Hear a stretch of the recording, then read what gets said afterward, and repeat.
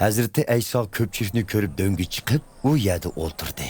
Shogirdlarimi uning yeniga keldi. Hazreti Ayso ularga ta'lim berishga boshladi. O'zining Xudoga bo'lgan muhtojligini to'nib yetganlar naqadar baxtli. Chunki arishning podshohligi ularningdir. Qayg'urganlar naqadar baxtli. Chunki Xudo ularga tasalli berdi. Muloyim bo'lganlar naqadar baxtli. Chunki yer yuziga mirosxo'rdir ular. Haqqoniylikqa intildiganlar naqadar baxtli. Chunki Xudo ularni to'liq qanoatlantirdi. Boshqalarga rahimdil bo'lganlar naqadar baxtli. Chunki Xudo ularga rahimdildir. Qalbi pok bo'lganlar naqadar baxtli. Chunki ular Xudoni ko'rdi.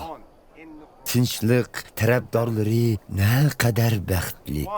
Chunki Xudo ularni farzandim deydi. Xudoning amrini tutib ziyonkashlikka uchraganlar naqadar baxtli.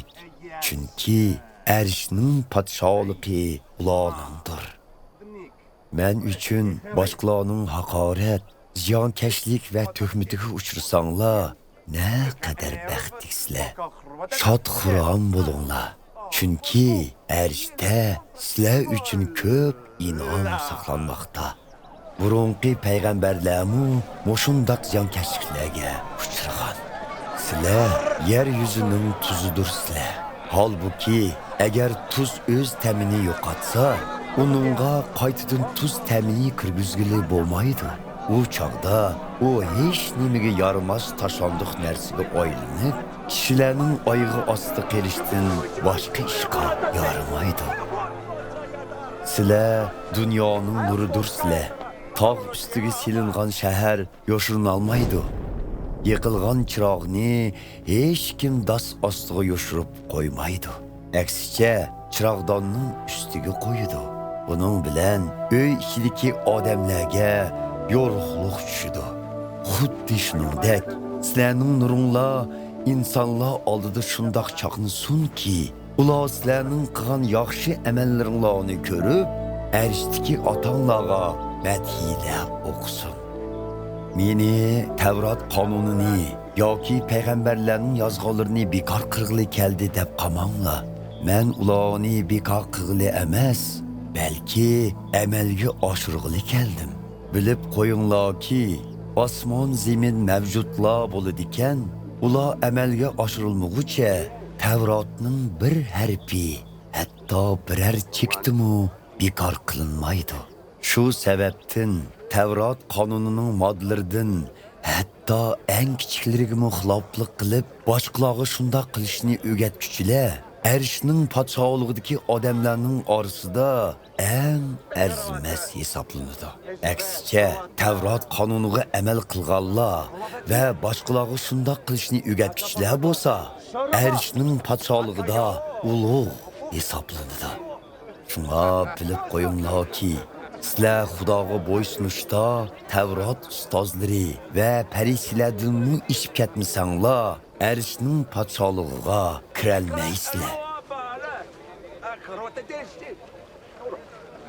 Ajdodlarimizga qotillik qilma, qotillik qilgan har qanday odam sotga tortildi degan ta'limni anglansizlar. Lekin shuni bilib qo'yinglarki, qarindoshlarga g'azablanganlarmi sotga tortildi. Qarindoshlarini ahmaq deb tilganlar Oliy Kengashmida javobgarlikka tortildi. Qarindoshlarini talva deb haqoratlaganlar o'tliq to'soqqa tushdi.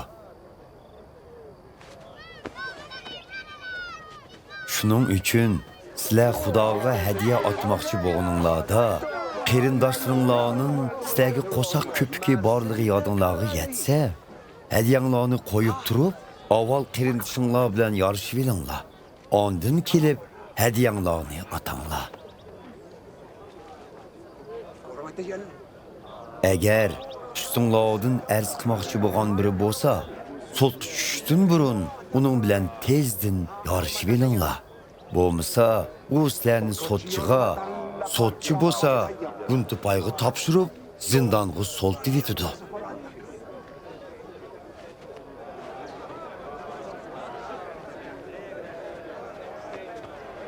Bilib qo'yinglarki, qo'yilgan jarimonining bir tiyinini qo'ymay to'limiguncha zindondan chiqolmaysizlar.